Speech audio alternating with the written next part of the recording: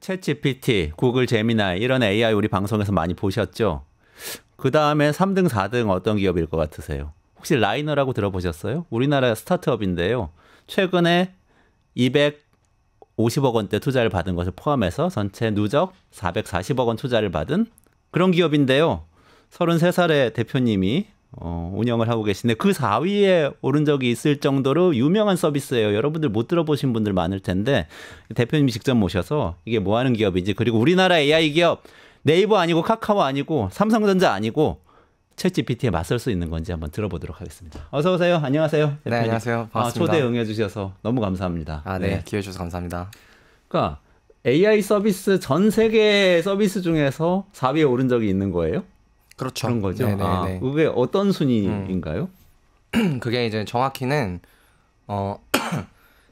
세계에서 제일 큰 VC 중에 벤처 캐피털 중에 이제 안드리슨 호로위츠라는 VC가 있는데, 그 벤처 캐피털이 실제 사용량 기준으로 AI 서비스들을 이제 이렇게 랭킹을 매겨본 거였고요. 지금도 발표가 되고 있고 연에 2번 정도씩 발표가 되는데 저희가 사용량 기준으로 이제 올해 계속 10등 안에 들어있던 것인 거죠. 네. 계속해서 10위 안에 들어 계시고 4위까지 올라간 적이 있고 네. 그런 상황이군요. 근데 진짜 우리는 사실 네이버 뭐 하이퍼클로버 X 이런 건 사실 들어봤어요. 네이버에 홍보를 많이 하니까. 카카오에서도 뭐 AI로 이렇게 메시지 보내는 거 대신 해주는 서비스 같은 거 있으니까 들어보기도 했고, 당연히 챗GPT, 구글 이런 데가 앞서 있다는 거 들어봤는데 라이너는 못 들어봤어요. 그래서 뭐 어떤 기업인지 어떻게 해서 그 순위에 들었는지 궁금하거든요. 아무래도 이제 사용량이라는 게 한국에서만 쓰이는 거로 한정 짓는 것은 아니고, 거기는 이제 글로벌 VC다 보니까 전 세계 사용량을 기준으로 집계를 했던 것인 거고, 지금 라이너 같은 경우는 사용자의 한 90%에서 95% 정도가 해외에 있어요. 그래서 이제 해외 사용량이 많다 보니까 거기에 들 수 있었던 건데, 저희가 상대적으로 한국보다는 좀 미국에 집중을 많이 하고 있어서 네, 한국 분들은 들어보시지 못한 분들도 좀 있을 것 같습니다. 네. 뭘 하는 서비스인가요? 죄송합니다만 이것도 여쭤봐야 될 것 같아요. 그럼요, 미국 사람들이 그렇게 많이 쓴다는 거잖아요. 네, 그럼요. 그러니까 AI 서비스들이 이제 작년부터 되게 다양한 것들이 나왔는데, 이제 그냥 일반적인 툴인 챗GPT도 있고 캐릭터랑 대화하는 뭐 캐릭터.ai 같은 것들도 있는데, 이제 저희 같은 경우는 AI로 검색을 하는 서비스라고 보시면 되겠습니다. 그래서 인터넷에서 직접 원래는 구글이나 네이버를 이용해서 여러 웹페이지들을 막 들어가서 읽어보면서 자기가 이제 알아야 됐던 것들을 라이너에 질문을 하면은 라이너가 이제 챗GPT처럼 답을 주는데, 그냥 답만 주는 게 아니라 그 답을 어느 웹페이지에서 가져와가지고 이제 답변을 주는지 그 출처 같은 것들을 좀 명확히 해줘서 이제 사용자가 단순히 답만 필요한 게 아니라 이제 들어가서 더 이제 공부하거나 지식을 습득하려고 그럴 때 이제 좀 더 용이한 서비스라고 볼 수 있습니다. 최근에 우리 강정수 박사하고 AI 시대 진행하면서 퍼플렉시티라는 기업에 대해서 분석한 적이 있는데 퍼플렉시티하고 비슷한 건가요? 퍼플렉시티랑 같은 카테고리에 있는 서비스라고 보시면 되겠고, 저희가 올해 3월에 발표될 때는 그러니까 퍼플렉시티보다 더 위에 있었고, 순위가 더 높았어요? 네, 저희가 더 높았고 사용량 기준으로. 네네. 9월에는 저희가 이제 더 낮았던 그런 상태에서 AI 검색에 있어서는 그러니까 거기랑 저희랑 이제 세계에서 1등, 2등 이렇게 하고 있는 중입니다. 그러니까 구글이나 네이버 같은 검색 사이트인데 뭔가 문의하면 검색된 링크 알려주는 게 아니라 착착착 정리해서 답을 주는 그런 서비스인 거죠? 네네네, 맞습니다. 그렇군요. 근데 그러면 실제로 지금 뭐 세계 4위, 세계 9위 이렇게 오를 정도로 뭔가 실적을 보여주고 계신 거일 거 아니에요? 사용자 숫자나 뭐 이런 방식으로 표현을 할 수 있나요? 네, 그렇죠. 저희가 지금은 이제 누적으로 가입된 유저는 1,000만 명 좀 넘어가고, 매달 사용되는 양도 굉장히 기하급수적으로 성장을 하고 있는 중이고, 특히 미국에서 지금 라이너가 좀 중점적으로 성장하고 있는 고객군이 미국에 있는 대학생, 대학원생들이거든요. 그래서 이제 뭔가 공부를 할 때, 과제를 할 때, 논문을 쓸 때 이제 출처가 되게 필요하기 때문에 그럴 때 용이해서 이제 그때 좀 많이 쓰이고 있고, 여기 지금 나오는 거는 저희 아이폰 앱 다운로드 미국에서 순위인데, 저희 지금 비교 대상은 4라고 해가지고 작년 초부터 되게 지금 저 파란색이 라이너 앱인가요? 파란색이 라이너 앱이고, 그러니까 저희가 원래는 아무래도 과제를 하고 공부하고 이럴 때 쓰이는 서비스다 보니까 그 컴퓨터에서 좀 많이 쓰이는 서비스라고 보시면 되는데 최근에는 이제 아이폰 다운로드도 되게 빨리 성장을 하고 있어가지고 네 미국에서 아마 또 멋진 소식 보내드릴 수 있을 것 같습니다. 아, 미국에서는 아이폰 많이 쓰니까 네, 아이폰 그렇죠. 다운로드가 실적에 굉장히 중요한 지표인 거죠. 그렇죠. 아, 그렇게 볼 수 있군요. 근데 또 궁금한 게 어쨌든 지금 투자를 많이 받으셨잖아요. 총 440억 원 받으신 거죠. 최근에도 올해 투자를 270억 원 네네. 받으신 거고. 네. 어떻게 해서 그 투자라는 건 앞으로 이 기업이 엄청나게 성장할 거라는 기대를 갖고 하는 거 아니겠습니까? 벤처 캐피털 투자인 거죠. 그렇죠. 네. 어떻게 해서 그 기대를 충족시키셨어요? 그러니까 스타트업에 벤처 캐피털이 투자를 하는 것은 지금까지의 실적보다는 앞으로 이제 보여줄 미래에 투자를 하는 것인 건데 아무래도 그 미래가 크게 느껴지려면은 이제 업사이드라고 부르는데 그 업사이드가 좀 제한이 없어야 되는 건 것 같아요. 근데 라이너 같은 경우는 이제 장점이었던 게 그 아까 말씀드린 것처럼 이게 한국에서만 그 한정지어 가지고 저희가 성장을 할 수 있었던 게 아니라 글로벌의 어느 나라에서든지 지금 라이너는 되게 많이 쓰이고 있거든요, 사실은.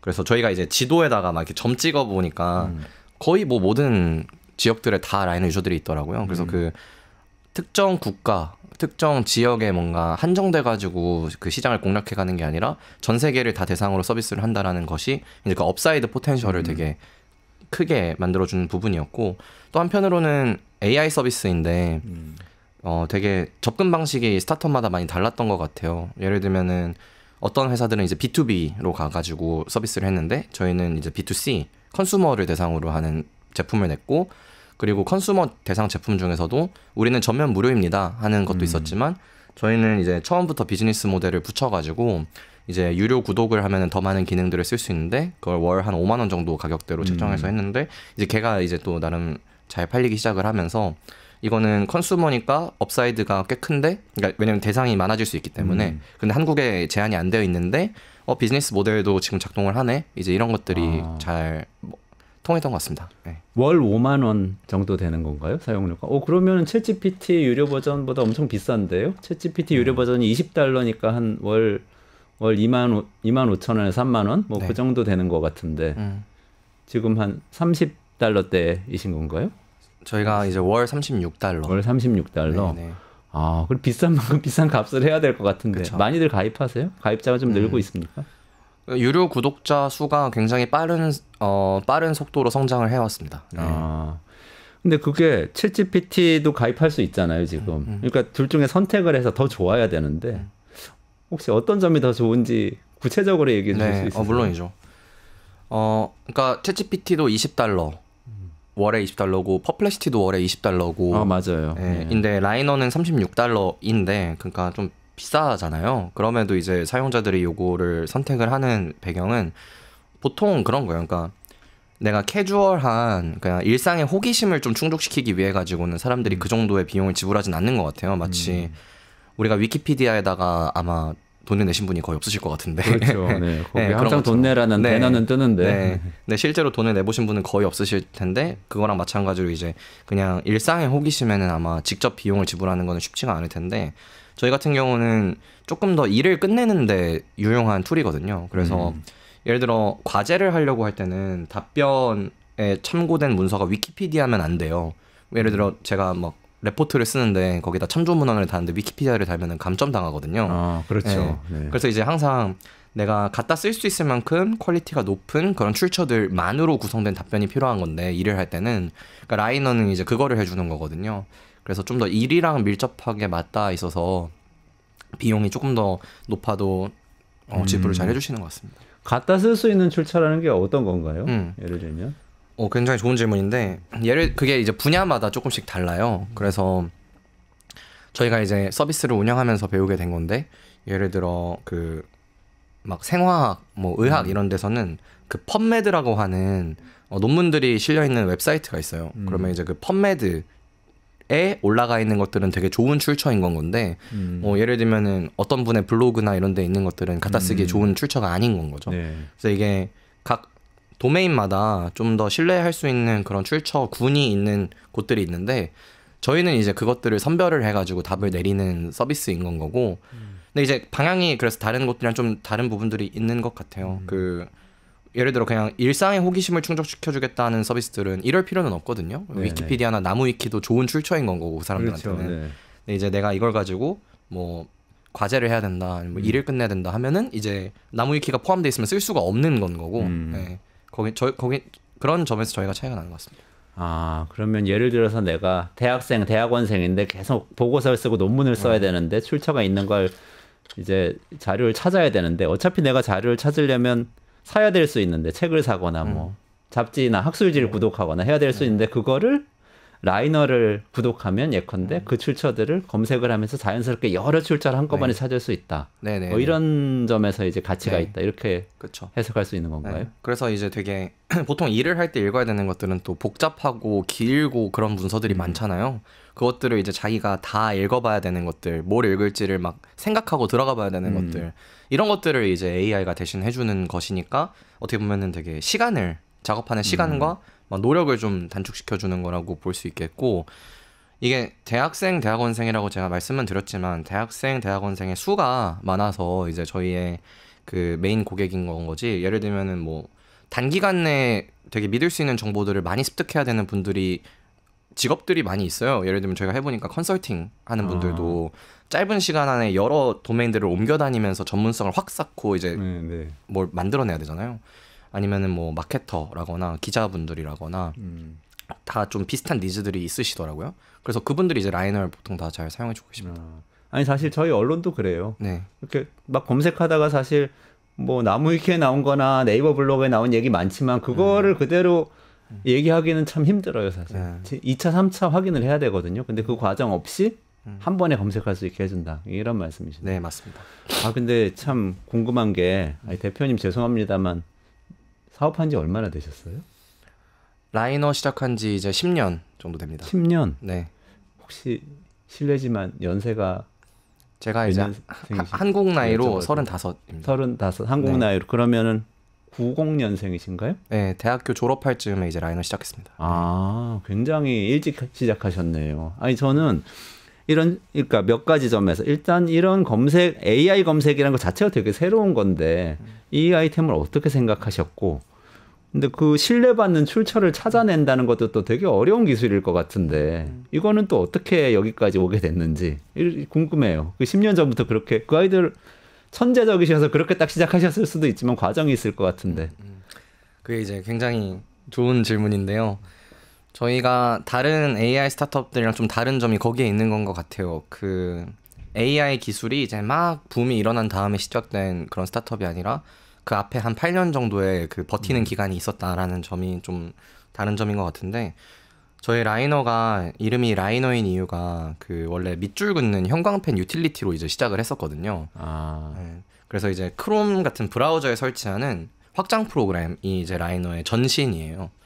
근데 그때도 저희가 계속 지향했던 거는 사람들이 좋은 정보를 쉽고 빠르게 찾고 이해하고 잘 갖다 쓸 수 있게 돕고 싶다. 이제 이게 저희의 항상 비전이었는데, 그 당시에는 2015년에 시작을 했는데 그때는 AI, 딥러닝 이런 단어도 엄청 쓰일 때가 아니고 사실 알파고도 나오기 전이에요.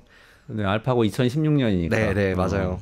그래서 이제 이거를 어떻게 할까에 있어서 지금 같은 그림이 솔직히 처음에 있던 건 아닌데, 대신에 갖고 있던 생각이 인터넷이 엄청나게 범람하고 있는데 정보들로 그 정보들 중에서 사람한테 유용한 정보를 어떻게 이제 딱 필터링 할 수 있을까 생각을 하다가 든 생각이 그냥 사람들이 유용한 정보에다가 표시하고 다니게끔 하고 그거를 이제 막 마치 그 당시 빅데이터라는 말은 있었거든요. 그래서 이제 빅데이터로 모을 수 있으면 이거야말로 인터넷을 한번 정제한 것 아닌가? 네. 근데 이렇게 사람의 손으로 필터링한, 사람의 손으로 정제한 인터넷을 우리가 알 수 있으면 이걸 가지고 검색 엔진을 만들거나 추천 피드를 만들면은 구글보다 더 정교한 검색, 페이스북보다 더 깨끗한 피드 같은 게 만들어질 수도 있지 않나? 이제 이런 망상이 대학교 4학년 겨울방학 때 이제 시작이 됐던 거고요. 네, 그랬던 거고. 전공이 어떻게 되세요? 저 컴퓨터 과학입니다. 네, 컴퓨터 공부하시다가 어쨌든 그런 생각이 드셨을 수 있겠네요. 맞습니다. 네. 그래서 이제 형광펜으로 시작을 했는데 계속해서 이 형광펜 유틸리티로부터 나오는 데이터를 가지고 좀 정제된 인터넷을 만들어 보고 싶은 욕망? 그런 꿈이 있었는데, 2020년까지는 못했어요. 왜냐면은 저희가 그 당시까지는 투자도 뭐 거의 안 받고 저희끼리 자생하는 구조로 이제 먼저 만들려고 해서 형광펜 유틸리티로 이제 막 BEP 넘기고, 물론 지출도 엄청 작았지만 그때는 그런 노력들을 했었는데 2020년 정도 되니까 그때부터 그 전 세계에서 좀 자연 성장이 일어나고 형광펜 쓰는 유저들도 막 몇십만 명 되고 월에 이러니까 이 데이터가 이제는 좀 쓸만하겠다 싶어서 2020년, 21년, 22년에 그 검색과 추천 서비스를 막 만들려고 노력을 했는데 사실 검색 서비스를 했는데 잘 안 됐어요. 2020년, 21년, 22년에. 왜냐면은 돌이켜 보건데 그냥 질문을 던졌을 때 저희가 해줬던 거는 답을 주는 건 아니었고, 답이 있을 가능성이 높은 고품질 출처들. 왜냐면 다른 사람들이 이제 형광펜 많이 칠하는 웹페이지들이었기 네네. 때문에 그런 것들을 이제 찾을 수 있게 해주는 거였는데, 솔직히 구글 검색이랑 경험 차이가 별로 안 났었나 봐요. 그래서 유저들이 잘 안 써줬는데 추천 서비스는 잘 됐어요. 왜냐면 당신과 유사한 걸 읽은 분들이 다 봤는데 당신은 아직 안 본 것들, 이런 거였어가지고 그랬는데 챗GPT가 나온 다음에 이 기술을 활용하면 경험을 바꿀 수 있겠다. 왜냐면은 검색이 이제 링크의 나열이 아니라 링크 뒤에 있는 원래 답이 더 중요한 건 건데 그 답을 앞으로 꺼낼 수가 있으니까 답을 먼저 주고 더 읽고 싶으시면은 들어가서 읽어보세요. 네네. 이렇게 이제 바꾸는 거죠. UX를, 그렇군요. 경험을. 그거를 하니까 그게 잘 됐어요. 네. 아, 그런 배경이. 그거를 도입한 시점이 그러면 22년인가요? 정확히는 저희가 22년부터 시도를 좀 했고요. 시도를 했고. 근데 22년에는 GPT-3까지만 나와 있어가지고, 그래서 제 페이스북 피드 들어가 보면은 그 막 프로토타입해서 올려놓은 것들이 있어요. 22년 챗GPT 나오기 전에도. 네네. 근데 서비스 할 수준이 안 돼서 서비스는 못했는데 23년 3월에 그 GPT 3.5 터보라고 챗GPT에 기반이 되는 거대 언어 모델의 API가 출시가 됐는데 네. 그거 쓰니까 이제 서비스 가능한 수준으로 올라와서 저희가 작년 3월부터 지금 AI 검색 서비스를 운영했습니다. 작년 3월부터요. 네네네. 그러면 다시 말해서 2014년에 창업해서 장장 한 9년 동안은 어떻게 보면 땅속에서 이렇게 막 알 낳고 준비하다가 이제 막 땅 위로 올라와서 부활을 시작하려고 그쵸. 하는 애벌레 같은 이런 상황이네요. 투자를 그러면 받으신 시점이 어떻게 됐어요? 저희가 맨 처음에 투자 받은 게 2016년.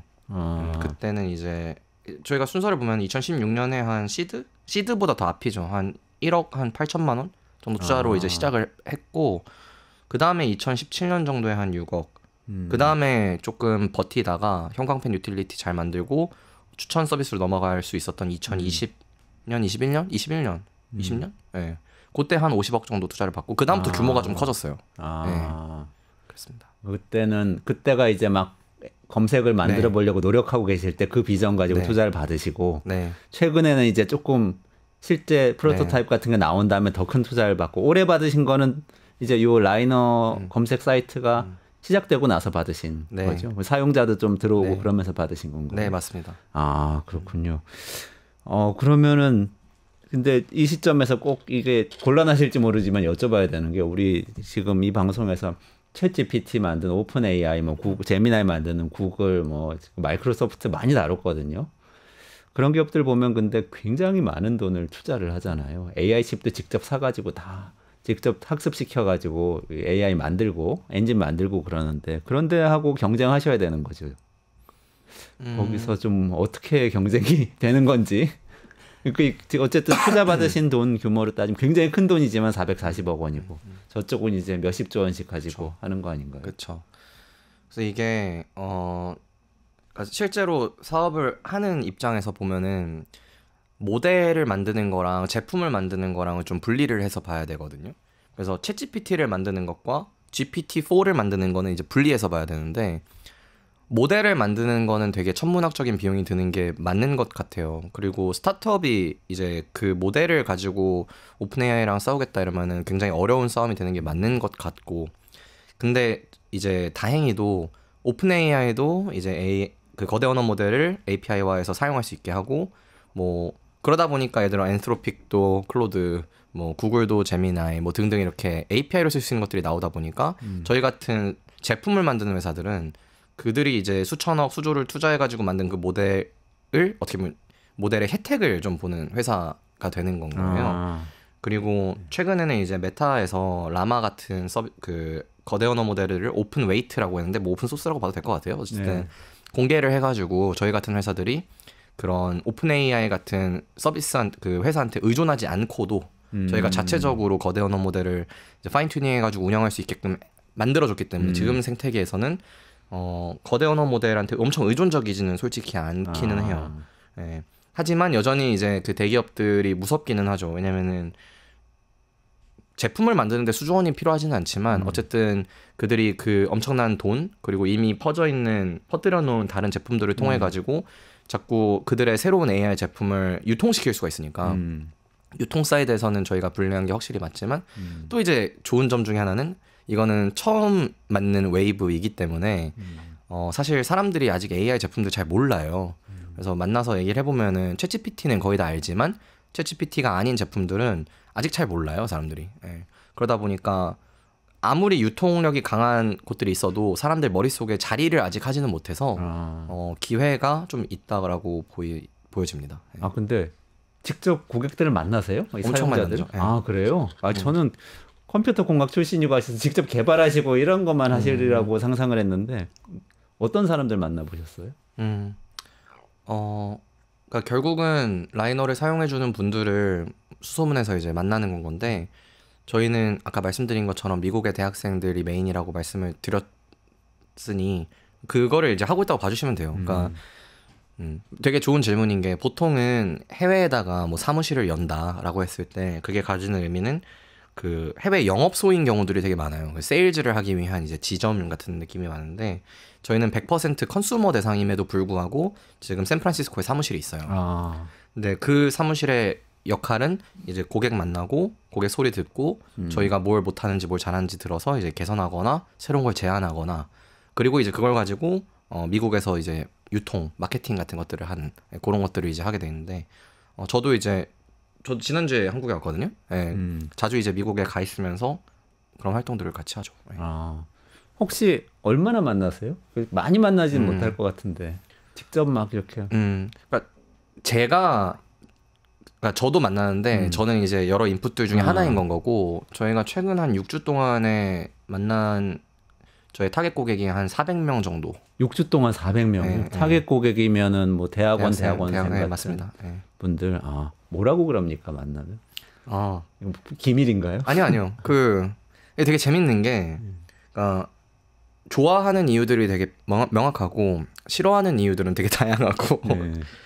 근데 저희가 뭐 모든 걸 잘해주는 서비스는 아니니까 딱 좋아하는 거 더 잘해주려고 하고 근데 이제 미니멈은 좀 맞추려고 하고 좀 이런 상태인 건데 좋아하는 이유에서 되게 인사이트가 좀 있어요. 뭐냐면은 그러니까 사람들은 우리는 마치 답을 원하는 것 같지만 실제로는 답이 아니라 답과 그 출처의 페어를 되게 중요하게 생각한다.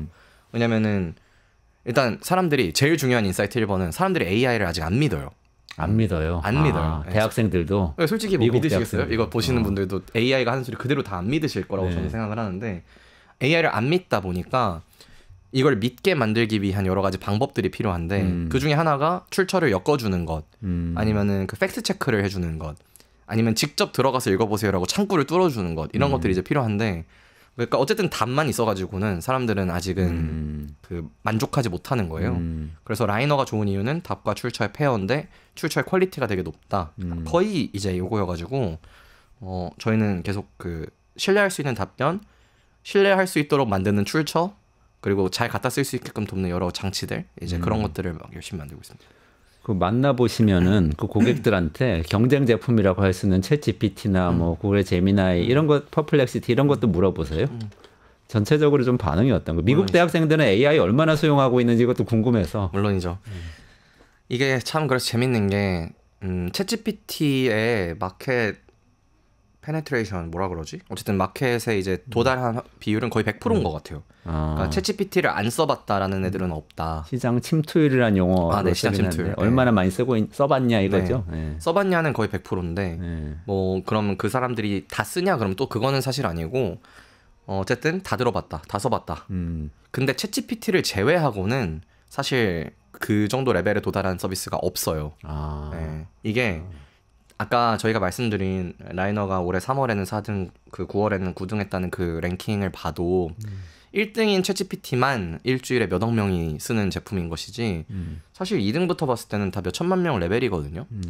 그러면은 이게 생각을 해봐야 되는 게 우리는 AI가 엄청나게 세상을 많이 바꾸고 있다고 생각을 하고 어느 부분에선 바꿨지만 인구가 우리 80억 명인데 1등 제외하고는 아직 억 단위에 도달한 게 없다라는 것은 뭐 거의 사실 AI 모른다고 봐도 돼요. 네, 지금. 그러네요. 아직 네. 초기네요. 네네. 근데 당연히 이제 초기인 것도 어쩔 수가 없는 게 작년 3월부터 이제 이런 서비스가 가능해진 거란 그렇죠. 말이에요. 네. 그래서 지금 사실 엄청 초입이고 지금이 되게 뭐랄까 중요한 때인 것 같아요. 네. 회사들한테. 그러니까 말씀을 듣고 보니까 스타트 라인에 딱 우리 다 같이 있는데 챗GPT는 오픈 AI는 저만큼 앞서 네. 있는 건 사실이지만 나머지들은 아직 뭐 네. 한 발 두 발 앞에 있을 뿐 맞아요. 거의 비슷할 수 있다면 우리나라 기업들도 네. 그럼요. 우위를 점할 수도 있겠다 이런 네. 기대도 드네요. 숙련공님이 질문 주셨는데 LLM을 하겠다는 거냐 뭐 이런 질문인데 그거 여기 답변 가능하세요? LLM을 하겠다는 것이 아니다. LLM은 그 오픈 AI가 만들거나 아니면 뭐 메타 같은 곳에서 이제 라마 같은 것들을 오픈으로 내놓거나 하는 부분인 것이고 저희는 이제 그거를 사용해서 서비스를 만드는 회사입니다. LLM을 활용해서 활용해서 검색을 네. 검색이 신뢰도 있는 검색이 잘 되도록 만들려는 뭐 그런 서비스라고 이해를 하면 되겠죠. 네, 맞습니다. 마지막으로 어쨌든 우리나라 AI 기업이 엄청 성장하기 어렵고 여러 가지 문제가 지적되고 요즘 막 탈한국 많이 하시잖아요. 또 어떤 면에서는 근데 지금 베이스는 한국에 있으시고 서비스 미국에 대상으로 많이 하시고 이런 상황이신 것 같은데 좀 이런 기업들이 잘 됐으면 좋겠거든요. 우리는 그러면 우리 사회나 우리 정부가 뭘 더 잘하면은 좀 더 편하게 사업을 하실 수 있을까요?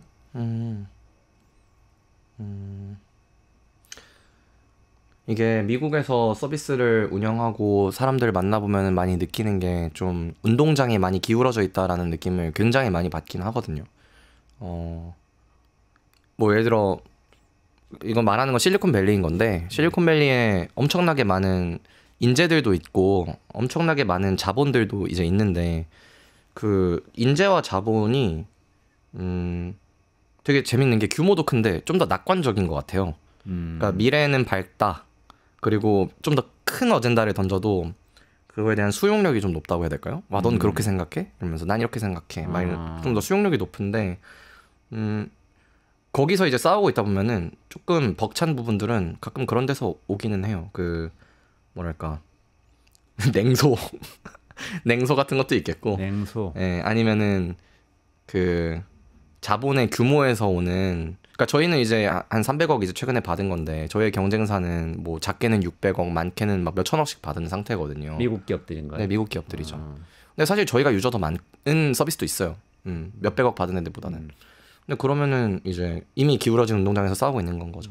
그래서 좀 자본이든 정책이든 인재든 조금 더 낙관성을 띠고 도와줬으면 하는 바람이 있긴 있으나 뭐 결국 기업가는 알아서 결과로 말하는 거니까 결과로 말해야 된다고 생각하고 있습니다. 결과로 말하는 것이다. 너무 마음에 듭니다. 네. 어쨌든 결과가 지금까지는 괜찮은 것 같고 앞으로도 잘 나오면 좋겠네요. 네네. 오늘 여기까지 좀 말씀 여쭤야 될 것 같은데요. 네, 강정수 박사 모시고요. 뭐 테슬라 이야기 그리고 중국 전기차의 공세 이야기 나눠보도록 하겠습니다. 어서 오세요. 안녕하세요. 네. 중국 전기차 공세가 심각한 거 아닙니까? 그 몇 번 비아디 얘기해 주셨는데 네. 지금 한국에도 출시가 됐어요. 지금 비아디가 현재로 지금도 그때 테슬라 추월했을 때 한번 말씀 주셨는데 지금도 계속 1위를 유지를 하고 있나요? 어떤 상태인가요? 사실은 비아디는 전기차만 생산하는 것이 아니라 플러그인 하이브리드라든지 하이브리드 생산하고 있기 때문에 이것 총량에서 테슬라를 앞섰던 것이지 순수 전기차만으로는 이번 3분기 때 테슬라를 앞섰던 것은 아닙니다. 근데 이제 비아디 같은 경우에는 정말 파상 공세인데 사실은 여러분들이 예를 들자면 지난 3년 만에 이 비아디의 생산량 자체가 대단히 3배 정도로 100만 대에서 한 300만 대로 증가를 했는데요. 비아디만 보셔봐서는 안 되는 거고요. 중국 공산당 정부라든지 중국 정부 입장에서는 비아디가 1등하는 것, 2등하는 것, 3등하는 것 이게 중요한 것이 아니에요. 지금 한 100여 개 정도의 아직까지 전기자동차 기업들이 중국에 남아있는데 이것이 10개로 정도는 줄어들 거라고 지금 스스로가 샤이펑의 대표 같은 경우는 얘기를 하고 있거든요. 10년 안에 여기 있는 대부분의 브랜드들이 사라질 것이다. 근데 중국 입장에서는 뭐냐면 중국이 내수가 안 좋은 상황 속에서 그리고 중국의 그러니까 자동차 산업이 글로벌에서 1위를 찍는 것이 중요하지 어떤 브랜드가 하는 거는 제일 중요하지 않은데 이 상황 속에서 그래도 비아디가 두각을 보이면서 가장 빠르게 성장하고 있는 중국의 기업이라는 거고 왜 이런 상황이 발생했는지를 저희가 볼 필요가 있다라는 건 봐야 되는 그 이유는 뭐냐면 제2의 비아디, 제3의 비아디, 제4의 비아디가 발생할 수 있기 때문입니다. 아, 그래요.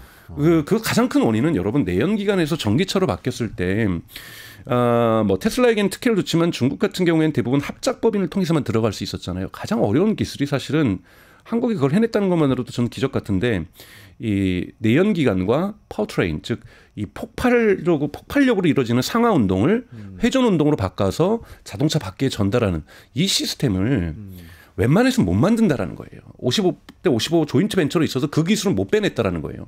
그러면 이걸 버리게 되면 시장 진입 장벽이 낮아지는 거잖아요. 근데 여러분 전자제품과 반도체와 배터리가 전체 자동차 가치의 그 50% 이상을 차지하고 있어요. 이 부분은 중국이 다른 업체들에게 하청을 하면서 다른 외국계 기업에게 하면서 이 기술력을 발전시켜 왔잖아요. 그럼 요 파트 묶고 요 파트 묶고 요 파트 묶으면 자동차 만드는 건 일이 아니라는 거예요. 그리고 1000개가 넘게 시작을 했다가 지금 100개 남았지만 그 수많은 기업들이 도산하면서 부도가 나면서 그 기술들이 계속 이전됐던 거거든요. 그러면 저는 제2의 비아디, 제3의 비아디가 나올 수밖에 없는 산업 환경이 생겼다. 왜? 시장 진입 장벽이 그냥 사라져 버렸다.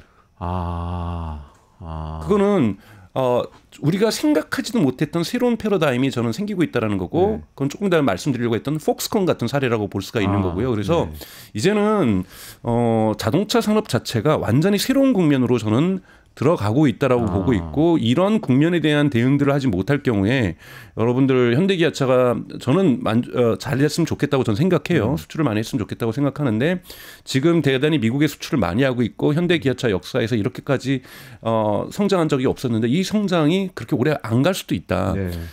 산업 질서 재편이 대단히 빠르게 진행될 수 있다라고 좀 말씀을 좀 드리고 싶어요. 그럼 지금 말씀하신 그 질서에서 현대기아차나 테슬라 같은 기존의 이 전기차 기업들은 어떤 방식으로 지금 대응을 하고 있어요? 그러니까 테슬라 같은 경우에나 비아디 같은 경우에 가장 큰 특징은 여러분 버티컬 인테그레이션이라고 하는데 수직 통합이라고 하는데요. 자동차의 역사를 보면 가장 큰 거는 물론 메르세데스 벤츠가 처음으로 자동차를 만들고 있었고 뭐 디젤이라는 사람이 자동차 만들고 포르쉐가 만들고 있었지만 독일이 그런 역사를 자랑하지만 대량 생산한 거는 헨리 포드라는 자동차 회사를 만들고 거기서 모델 T를 처음으로 그렇죠. 1907년에 8년에 만들면서 대량 생산이 이루어진 거거든요. 여기에 처음으로 도입됐던 게 컨베이어 벨트 시스템. 맞아요. 네, 컨베이어 벨트 시스템을 처음으로 공장에 도입하면서 대량 생산 체계를 가지면서 자동차가 대중화의 시대를 만들게 되거든요. 그때 포드 자동차의 공장에 보면은 철강 공장도 있었고요, 고무 공장도 있었고 유리 공장도 있었어요. 다 갖고 있었네요. 왜 그러냐면 자동차를 처음 만드는데 자동차에 들어갈 유리를 어디가 납품하며 누가 타이어를 만들어주며 자동차에 들어갈 셀을 누가 만들겠어요. 다 스스로 만들었던 거예요. 이런 것을 전문 용어로 생산의 깊이라고 해서 프로덕션 뎁스라 그래요. 이게 100%였어요. 100%를 자기가 했던 거예요. 근데 자동차 산업의 역사는 이 100이 계속해서 줄어듭니다. 이걸 결정적으로 줄이게 만들었던 것이 토요타예요. 토요타가 여러분 1970년대 80년대 린 프로덕션이라는 걸 쓰면서 얇은 프로덕션이라는 걸 하면서 왜 우리가 다 만드냐. 오히려 브레이크 시스템은 브레이크만 잘 만드는 회사가 만들고 타이어는 타이어 잘 만드는 회사가 만들고 의자는 의자 잘 만드는 회사가 만들고 유리는 유리 잘 만드는 회사가 만들어서 그 업체들이 규모의 경제로 토요타 것만 하는 것이 아니라 혼다도 하고 독일 자동차도 하고 한국 자동차 하면은 여기도 규모의 경제가 만들어지니 훨씬 더 저가로 동일한 제품을 만들고 여기에서 이익을 많이 내다 보면은 R&D도 많이 하면서 품질도 좋아질 거니 우리는 이들하고 중요한 협력 파트너만 맺으면 된다. 이것이 토요타가 만들어냈던 토요타 생산 방식이라는 거죠. 이걸 겪으면서 생산의 깊이는 계속해서 낮아집니다. 대단히 낮아지고 현대 같은 경우에도 대단히 애매한 구조로 또 이제 순환 출처 구조도 있고 그러다 보니까 현대 모비스라는 기업에서 사실은 또 핵심 부품을 또 현대자동차에 납품하는 구조. 그리고 현대 모비스를 흔히 말하는 이 회장 일가에서 장악하고 있는 모비스를 통해서 현대차와 기아차를 지금 장악하고 있는 이런 형태로 구성이 됐던 거잖아요. 그런데 이것도 뭐냐면 내연 기관이 영원할 거라는 구조 속에서 짜왔던 거죠. 근데 현대 모비스 같은 경우에는 이제 내연기관에서는 중요한 역할을 못하게 되는 구조인데요. 전기차에서는. 네. 그래서 아직까지 현대차는 프로덕트 생산의 깊이가 지수가 낮습니다. 네. 이거를 거의 지금 75%까지 끌어올린 것이 테슬라고요. 네. 그리고 테슬라는 이걸 계속해서 끌어올리겠다라는 거고, 그런데 지금 비아디 같은 경우에는 일부 차량 오토3 같은 경우에는 95%예요. 아, 그럼 모든 걸 다 자기가 만들기 시작하는 거죠. 이러면서 왜냐하면 그래도 될 정도로 부품의 많은 부분이 사라졌어요. 아, 그렇죠. 그렇죠. 부품의 전체 내연기관에 들어가는 것에 7분의 1이라는 사람들도 있고 6분의 1, 5분의 1이라는 사람도 있는데요.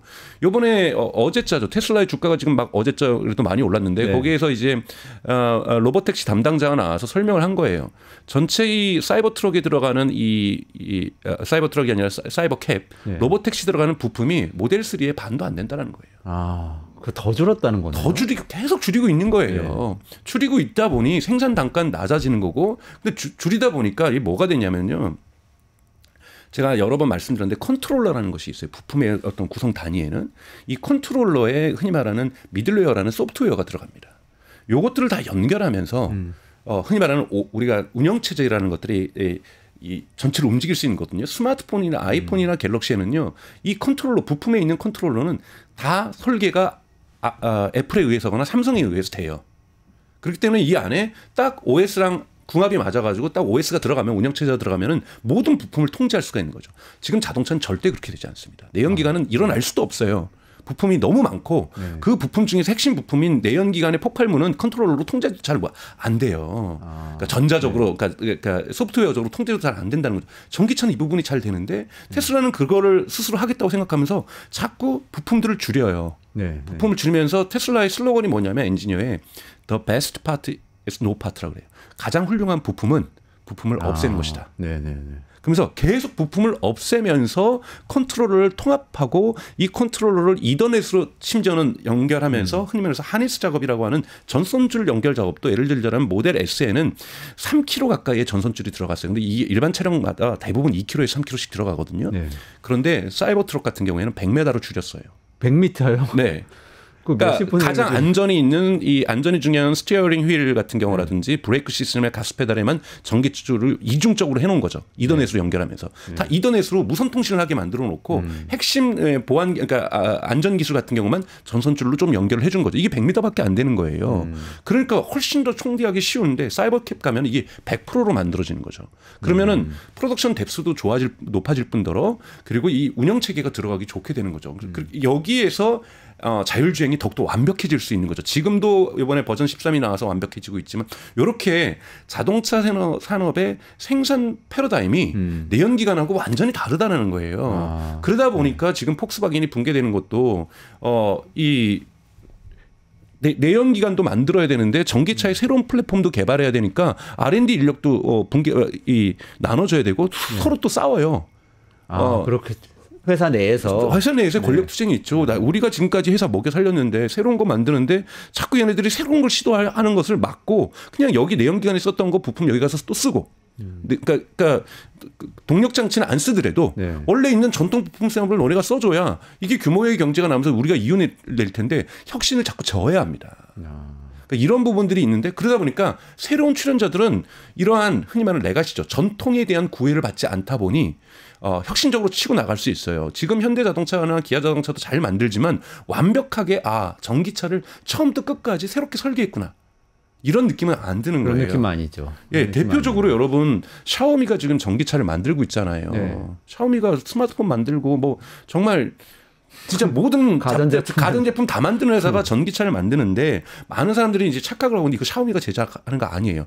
바이기라고 해서, BAIC라고 해서 중국에 있는 전기차 전문 업체가 샤오미의 주문 생산해주고 있는 거예요. 그렇군요. 그러니까 근데 이 샤오미는 이거의 디자인을 또 유럽에 있는 사람들 가지고 가서 디자인을 만든 거예요. 중국 사람들이 한 명도 안 꼈다 그래요. 네. 유럽에 있는 디자이너를 껴가지고 요거대로 만들어 달라고 하니까 이제는 만들어 줘요, 자동화에서. 주문만 하면 그대로 만들어주는 거예요. 그대로 만들어주는 시대로 왔다는 건 대단히 큰 변화죠. 굳이 그렇죠. 여러분, 휴레팩카드가 1990년에 1990년대부터 6년부터 해서 우리가 왜 컴퓨터를 만들어야 되지, 직접?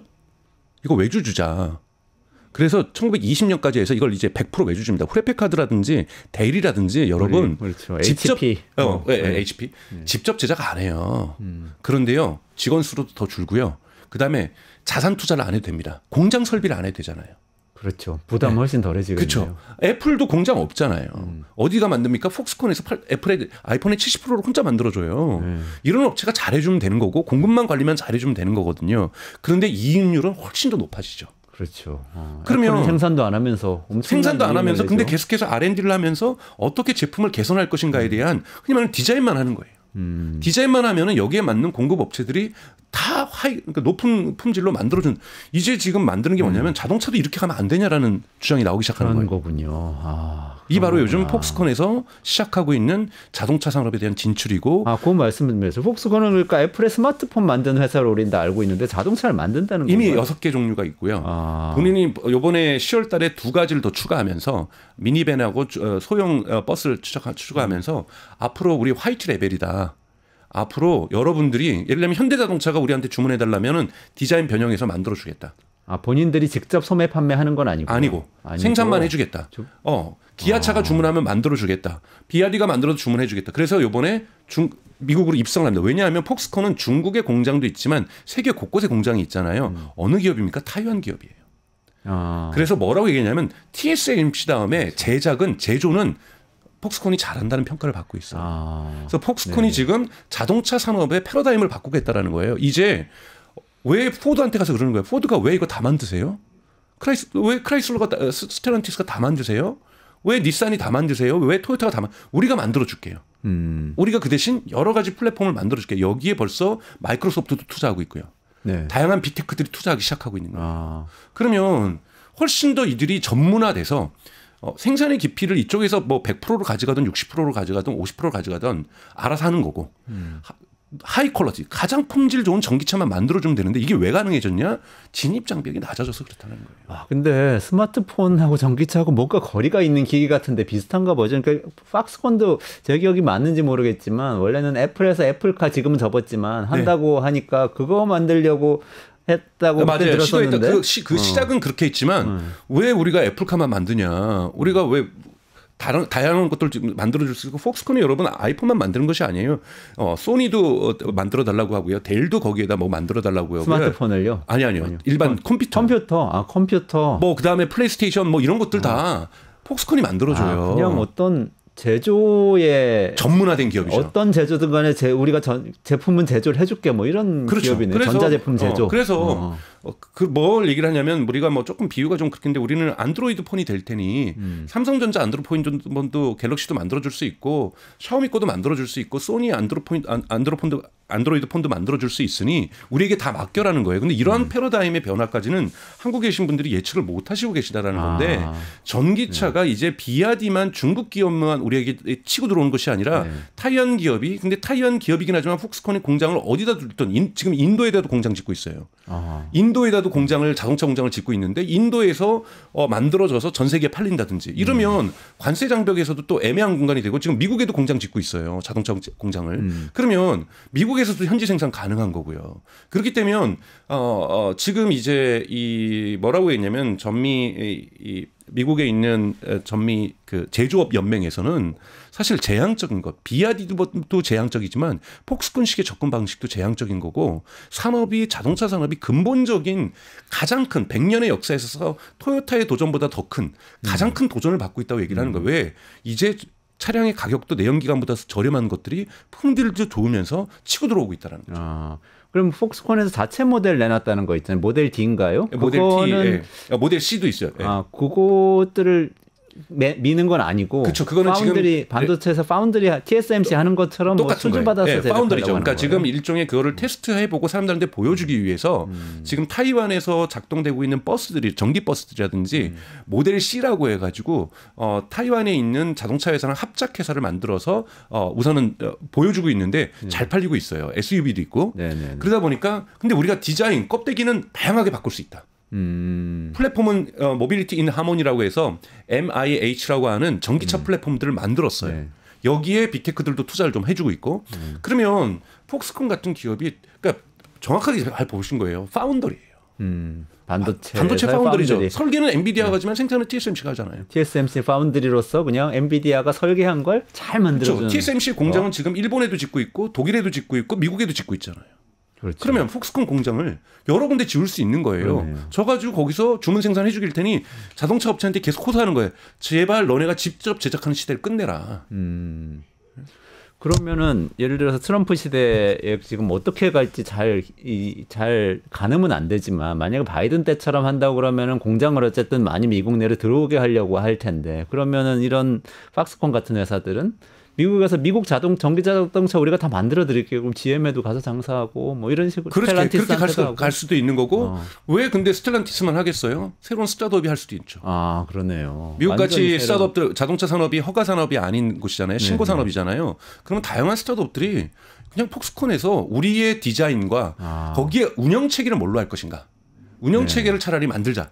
정말 소프트웨어적으로 사고하게 되겠죠. 차라리 운영 체계는 우리 걸 집어넣자. 자율주행은 우리가 집어넣자. 웨이모가 대표적으로 지금 폭스콘하고 얘기를 하고 있어요. 로보택시는 웨이모 로보택시는 구글의 로보택시는 폭스콘으로 하겠다라는 거예요. 아 그래요? 네. 그러니까 이런 부분에서 지금 현대자동차도 협상 대상이지만 폭스콘은 확정됐거든요. 다 차세대로. 네. 그러니까 이런 부분에서도 아니 구글 같은 경우 자율주행 하는데 하고 그다음에 지금 영국에 있는 웨이브라든지 이런 자율주행 차량 만드는 것도 우리 폭스콘이랑 하겠다.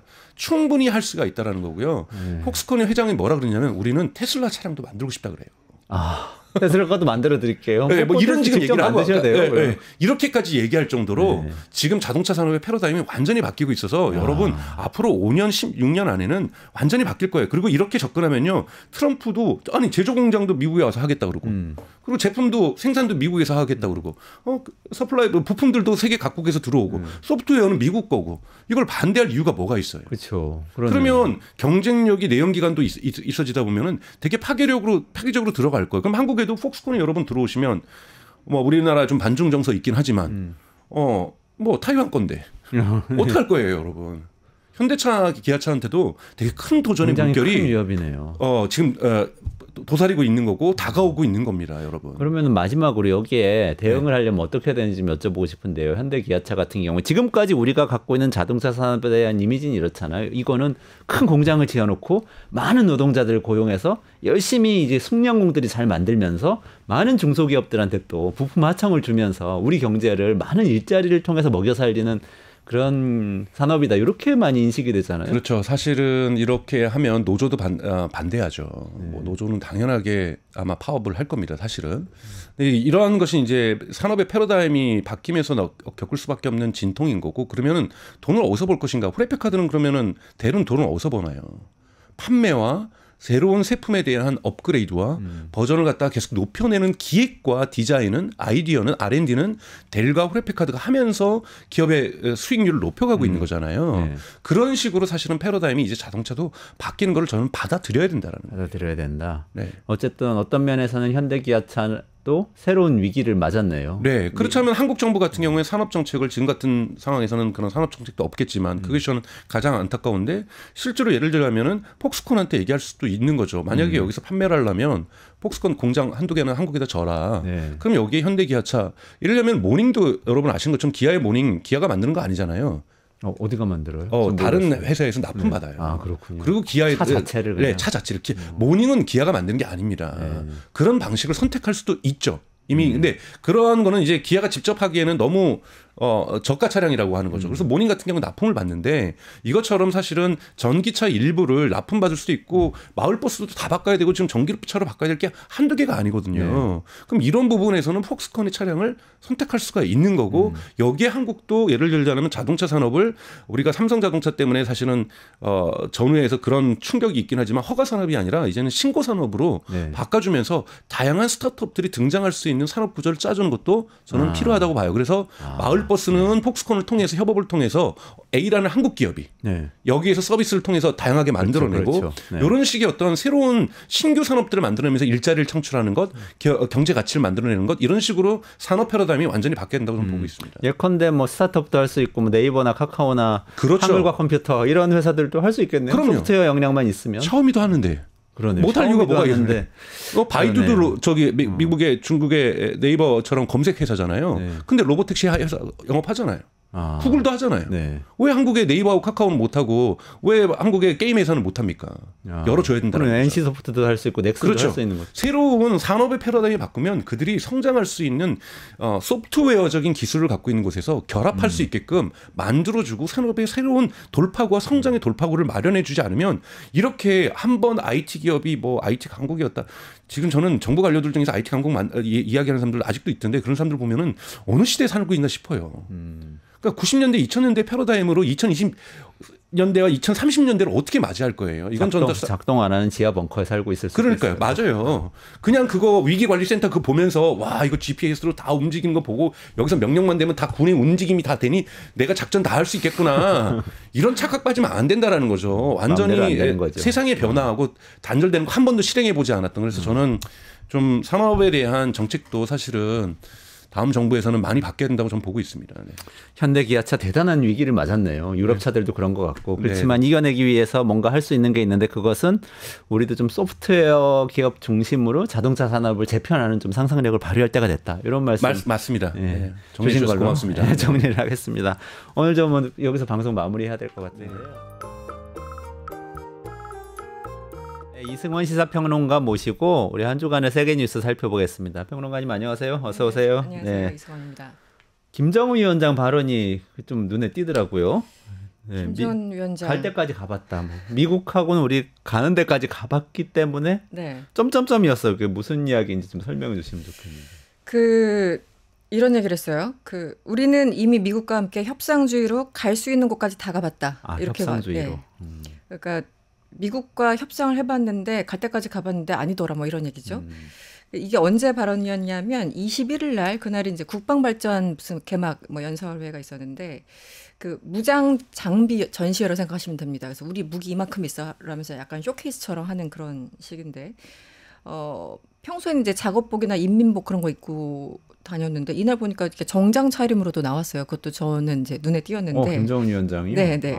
가끔 정장을 차려입을 때가 있는데 이 자리에 그러니까 무기를 전시하는 국방발전 2024 개막 연설에서 왜 굳이 정장을 입고 나왔는지 그것도 하나 메시지일 것 같다는 생각이 드는데 어쨌든 이런 얘기를 했어요.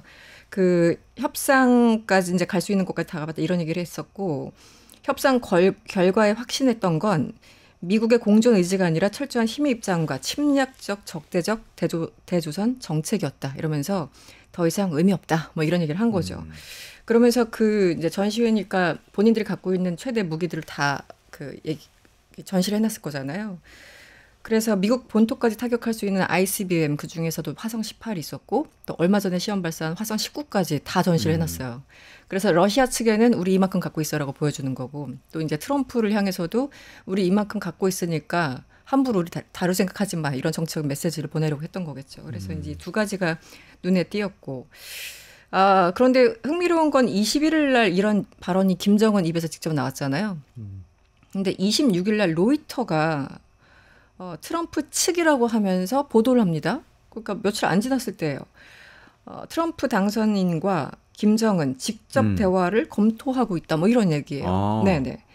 그래서 트럼프 정권 인수팀은 뭐 새로운 외교 노력을 통해서 북한과 무력 충돌 위험을 줄일 수 있기를 희망한다. 이렇게 보도를 한 겁니다. 그래서 보통 이제 김정은의 발언이 나오면 기분 나빠서라도 이런 게 일단 좀 뭐 연기된다든지 이런 보도들이 뭐 시기 조절을 했을 텐데 하필이면 딱 그 시기에 한 일주일도 안 돼서 이런 발언을 했다는 거는 그럼에도 불구하고 우리는 협상 의지가 있어라는 거고 이제 눈에 띄었던 거는 사실은 우리도 뭐 정권이 바뀌고 하면은 국정 운영 과제 우선순위라는 게 있잖아요. 지금 당연히 뭐 이스라엘과 하마스 혹은 우크라이나 전쟁 이런 것일 텐데 예전에는 북한 이슈가 우리가 생각하는 것만큼 백악관에서 그렇게 무게중심을 두지 않았던 이슈이기도 해요. 그러니까 항상 뒤로 밀리는 것이었고 특히 이명박 박근혜 대통령 당시에는 북한 문제를 이제 미국이 먼저 가서 개입하는 거를 우리 반대한다는 입장이었기 때문에 더 뒤로 밀리는 그런 부작용이 분명히 있었습니다.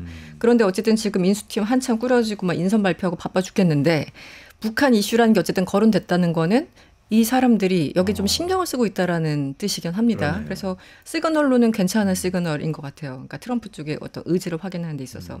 물론 최종 결정은 트럼프가 내리니까 우리는 몰라 뭐 이런 거지만 어쨌든 두 명의 소식통을 인용해서 이런 보도를 했기 때문에 이 뭔가 시차나 시기가 좀 묘하다라는 생각을 좀 해봤어요. 밀당 같은 느낌도 들고, 근데 또 맞아요. 한편으로는 그 김정은 위원장이 그 러시아 국방장관을 만났잖아요. 만났습니다. 그것도 눈길을 끌더라고요. 네. 그러니까 이렇게 한편으로는 이렇게 뭐 미국에선 같이 대화를 할까 말까 뭐 이러고 있는데 김정은 위원장은 계속 뭐 미국하고 갈 때까지 가봤어. 네.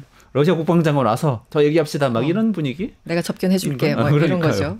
21일 날 김정은 발언이 나왔고 26일 날 트럼프 측의 직접 대화 검토가 나왔고 그리고 그 다음 날 27일에 참고로 이제 윤석열 대통령이 그 우크라이나 특사단을 만났잖아요. 그러니까 그걸 겨냥해서인지 모르겠으나 29일 날 김정은이 그 러시아 국방장관 그 단체를 같이 만났어요. 장관, 차관을 함께 만났어요. 3명이 앉아 있고 김정은은 혼자 앉아 있더라고요. 김정은 주로 혼자 앉아 있는 경우가 많아요. 예전에는 김정일 국방위원장 같은 경우는 옆에 좀 배석시키는 경우가 좀 있었는데 김정은은 그 동무대를 좀 좋아하는 것 같아요. 유독. 그래서 이제 딱 통역하는 사람만 있고 그래서 항상 1대3으로 앉아 있는 이런 구도가 있었는데 이번에도 역시 그런 그러니까 사진으로 보니까 그런 구도로 접견을 하더군요. 그래서 29일 날 평양 노동당 청사에서 만났는데 김정은이 이제 러시아 국방장관을 만나서 이런 얘기를 합니다. 이 미국 측에 명백한 행동 신호를 보여줄 필요가 있다. 그리고 평양은 언제나 모스크바와 함께 있을 것이다. 이렇게 강조했습니다. 아주 명징하게 메시지를 보낸 거죠. 그리고 이제 러시아 국방장관은 내년에 우리 이제 러시아에서 얘기하는 전승절이 있으니까 한번 와줄래? 라고 긍정적인 답변을 기대하고 있다. 이런 얘기를 했어요. 그래서 이제 45년 2차 세계대전 당시에 독일 나치에 이긴 걸 이제 그 모스크바에서는 전승절이라고 부르잖아요. 그래서 불공광장에서 매년 이제 5월 9일 날 하는데 소위 꺾어지는 날이니까 해니까 내년이 80주년. 네, 그래서 굉장히 좀 성대하게 치러질 것으로 예상이 됩니다. 그래서 이제 초청을 했기 때문에 얼마 전에 최선희도 또 이제 러시아 가지 않았습니까? 푸틴 만났잖아요. 그래서 뭔가 또 한 번 서로 오고 가는 얘기들이 좀 이루어지고 있는 것 같아요. 그래서 내년 5월에 다시 한번 모스크바를 김정은이 방문하는 것은 아닌가 그런 관측들이 지금 나오고 있습니다. 전승절에 간다는 거는 큰 의미가 있는 거죠. 굉장한 의미가 있죠. 네. 그러니까 어느 나라든 이제 전승절에는 본인들의 정말 우방 아니어도 뭐 약간 대면한 사람들도 부르긴 하거든요. 워낙 큰 잔치니까. 근데 기본적으로 우방을 가장 먼저 부르죠. 그리고 이제 꺾어지는 해 전승절 행사 누군가를 초청한다는 건 굉장히 정치적으로 의미가 있습니다.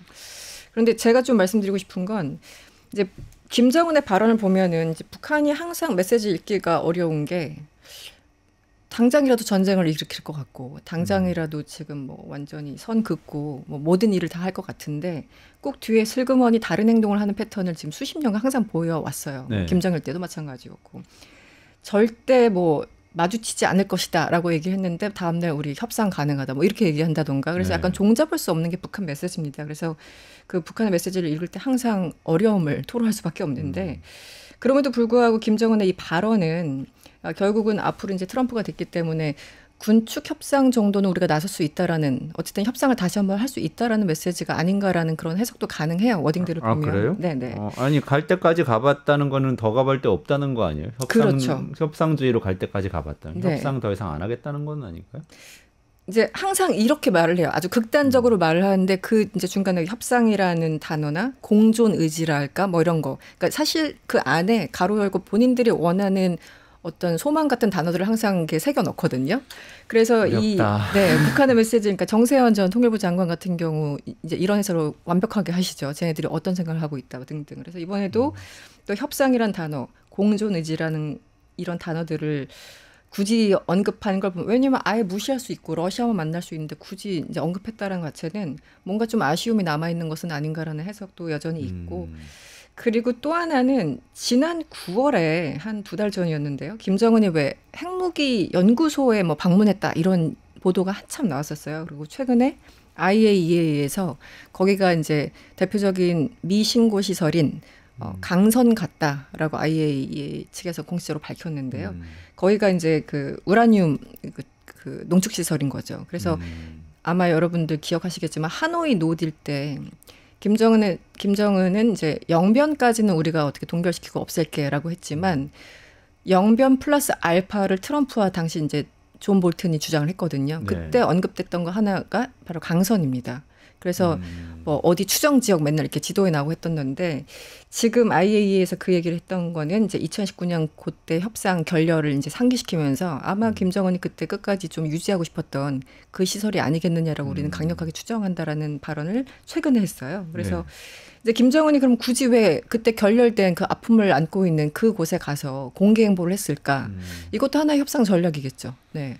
우리가 이런 것들을 가지고 있다. 이렇게 보여주면서 예전에는 뭐 이렇게 그 해커 박사 2010년에 직접 초대해서 영변 핵시설 보여주고, 네네. 해커 박사한테 우리 실력이 이만큼이야라고 2010년에 이미 막 보여주고 했었거든요. 이 전문가들 초청해서 보여주고, 그러니까 다 이 협상의 어떤 단초들을 하나하나 또 쌓아 나가고 있는 것은 아닌가라는 생각이 들어요. 그래서 그때 하필이면 강선 나 같으면 더 감추고 싶을 텐데 왜 김정은은 굳이 갔을까? 이것도 하나의 어떤 협상 전에 어떤 단계 밟기가 아닌가라고 이제 읽는 해석자들이 좀 있죠. 네. 그래서 여러 가지가 어찌됐든 한 번 좀 만나지 않을까? 뭐 이런 김정은 추정을 트럼프 낳는 공회담 정상회담 할 것 같다. 네. 그런 느낌적 느낌이 그러니까 뭐 든다는. 예전에 이것 때문에 결렬됐으니까 한번 뭐 내가 가서 여기 한번 가서 점검하고 있을 테니까 뭐 어쩌나 보자. 네. 예전 기억을 자꾸 상기시킨다는 거죠. 어쨌든 정상회담의 기억을. 그렇죠. 네.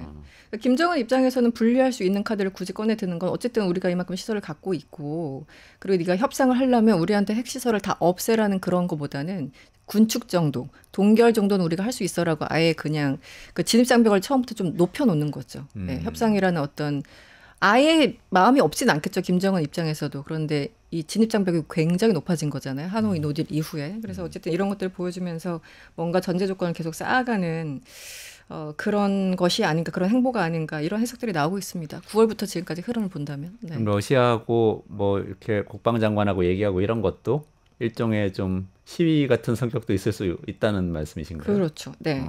그러니까 이제 하나의 동아줄을 잡은 거잖아요. 북한 입장에서 이제 중국과 지금 좀 틀어진 것 같고, 그리고 러시아와 굉장히 밀착한 행보를 보이고 있어서 사실 이제 예전보다 우린 더 아쉬울 거 없어라는 메시지를 한 측에 보내면서도 만약에 협상을 한다면 이 정도는 가지고 와야 돼라는 전제 조건을 이렇게 보여주는 거죠. 그래서 이중적인 메시지가 있는 것 같습니다. 네. 그렇군요. 트럼프 이야기를 좀 넘어가 볼까요? 네. 트럼프 관세 카드를 또 꺼냈는데요. 조금 깜짝 놀랐어요. 많은 사람들이. 처음에 캐나다 얘기를 막 해가지고. 그러니까요. 이 파이브 아이스 중국 정말 얘기부터 할 줄 알았더니. 가장 이게 참 재밌는 게 가장 가까운 나라를 먼저 친 거잖아요. 멕시코하고 캐나다 위아래로 붙어 있는 나라들. 트럼프가 이제 그런 얘기를 했죠. 세상에서 가장 아름다운 단어는 관세다. 네. 저는 제가 이승환 평론가님 가장 아름다운 단어 뭐라고 생각하세요? 세상에서 가장 아름다운 단어. 갑자기 물어보시니까 떠오르지 않는데요. 관세는 아니죠. 관세는 아닌 것 같은데요. 소득세? 그러면 이런 거 아니죠? 아니요. 뭐 사랑 뭐 이쪽이 아닐까 싶은데. 네. 관세. 저는 그 특이한 사람이야 진짜. 정말 특이한 도널드 트럼프. 네, 전 제가 해석을 잘못한 줄 알고 여러 번 찾아봤는데 제가 잘못 읽은 게 아니더라고요. 그래서 이런 얘기를 여러 번 했는데 역시 트윗을 올렸습니다. 내가 이제 취임 첫날 1월 20일 날 멕시코와 캐나다 제품에 25%의 관세를 부과할 것이다. 그런데 이 나프타라고 옛날에 이제 많이 들어보셨죠. 뭐 북미 무역 협정이라고. 근데 나프타 북미 자유무역 협정. 자유무역 협정. 그 나프타를 대체한 게 그 미국 멕시코 캐나다 협정이라고 USMCA라고 부릅니다. 그래서 2020년에 이제 대체를 한 거죠. 그래서 어쨌든 미국에 조금 더 유리하게 했을 텐데 이거 자체도 무시하고 그냥 25% 때려. 이렇게 얘기를 한 거예요. 원래는 그거 FTA하고 같은 거죠. 그렇죠. 관세 없는 네, 무관세 협정인데 그래서 관세를 새로 만들겠다는 거죠. 그러니까요. 그 본인 집권 시에 나프타를 대체했기 때문에 본인이 원하는 방향대로 갔을 텐데 이제 그거조차 다시 한번 무시한다는 거니까 캐나다와 멕시코 입장에서는 굉장히 뒤통수죠. 네. 더구나 중국하고 싸우다가 이제 여력이 있으면 우리하고 싸울 줄 알았더니 이게 정말 성동격사도 아니고. 그래서 이 상황이 너무너무 무시무시했던 이 캐나다 총리, 트리도 캐나다 총리가 29일 날 공개 일정에 전혀 없었던 일정인데 마라로고 리조트로 달려갔어요. 트럼프를 만나기 위해서. 그래서 집으로 갔어요. 집 그냥 찾아갔어요. 막 문 열어 거의 막 이런 분위기였는데 리조트를 찾아서 만찬을 했다고 합니다. 그러면서 한 3시간 정도 얘기를 했다고 해요. 그러니까 얼마나 급했으면 일정에 없는 그 미국행을 택했을까요? 물론 가깝긴 합니다만. 그래서 가서 뭐 충분히 생산적인 얘기를 했다. 그러면 사진도 이제 몇 장 나오고 뭐 이런 상황이었는데 실제 어떤 상황인지는 모릅니다. 어느 정도까지 얘기가 됐는지. 이 시점에서 갑자기 트리도가 아직도 캐나다 총리를 하고 있구나 하는 그러니까요. 깨달음이 있었습니다. 장기 집권하고 있네요. 그 젊고 아름다운 그 얼굴을 여전히 가지고 있나요? 나이 많이 들었을 것 같은데. 지금 많이 나이가 들었는데 말씀하시니까 저도 도대체 꽤 본 것 같은데 오래됐다 싶어가 찾아봤더니 지금 9년 차예요. 9년 차. 네, 10년은 채 안 되고 9년. 그래서 예전에 트럼프 때도 역시 트레이드였고 지금도 트레이드니까 이 사람도 만만치 않네 하고 봤더니 정확히는 9년이었는데 지금 실각 위기입니다. 네, 3년임 해서 잘 하는가라고 들여다봤더니 물가 너무 오르고 뭐 경기 침체되고 거기도 뭐 주택 문제 때문에 이민자들 안 받겠다 이런 얘기를 하고 있거든요. 캐나다는 정말 이민자의 천국이라 불리던 나라잖아요. 그런데 그렇죠. 유학생, 이민자 뭐 절반으로 줄이겠다 이런 얘기가 나오니까 우리나라 분들도 많이 이민 그렇죠. 갔죠. 캐나다로. 우리나라도 많이 갔죠.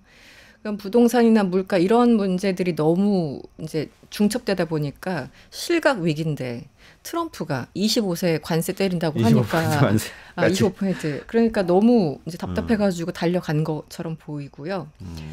멕시코도 이제 장난 아닙니다. 이 클라우디아 세인바움이라고 이제 여성 대통령, 멕시코 첫 여성 대통령이에요. 지난 10월에 이제 취임을 했고 유대인입니다. 그런데 바로 통화를 했어요. 트윗 올리자마자 이제 트럼프와 통화를 하면서 여러 가지 얘기를 했겠죠. 그래서 이제 트럼프가 그 전화 끊는 다음에 멕시코를 통한 미국으로의 이주를 중단하고 미국 그 남부 국경 한마디로 멕시코가 접하고 있는 남부 국경을 사실상 폐쇄하는 데 동의했다. 이렇게 올려버린 거예요. 트윗에. 네. 근데 뭐 폐쇄까지 동의했겠어라고 이제 궁금증이 좀 있었는데 바로 이 쉐인바움 대통령이 아니야. 우리가 거기까지 논의한 건 아니고 멕시코의 입장은 국경 폐쇄가 아니라 양국 정부와 국민 간에 다리를 놓자는 의미였다. 그러면서 바로 반박했고요. 또 별도 기자회견까지 가졌어요. 트럼프가 자꾸 트윗에 이상한 말을 올리니까 미국의 관세 조치가 이루어진다면 멕시코도 관세를 함께 올릴 것이다. 이러면서 이제 대응 조치를 하겠다라고 약간 협박 비슷하게 서로 맞대응을 하고 있는 그런 상황입니다. 네. 그러네요. 아니 이 셰인바움 대통령이 굉장히 진보적인 분 아니었어요? 멕시코에서 네. 진보적인 여성 대통령 탄생했다고 굉장히 떠들썩했고 그렇습니다. 개혁 조치도 많이 했던 것 같은데 네. 여기도 위기겠네요.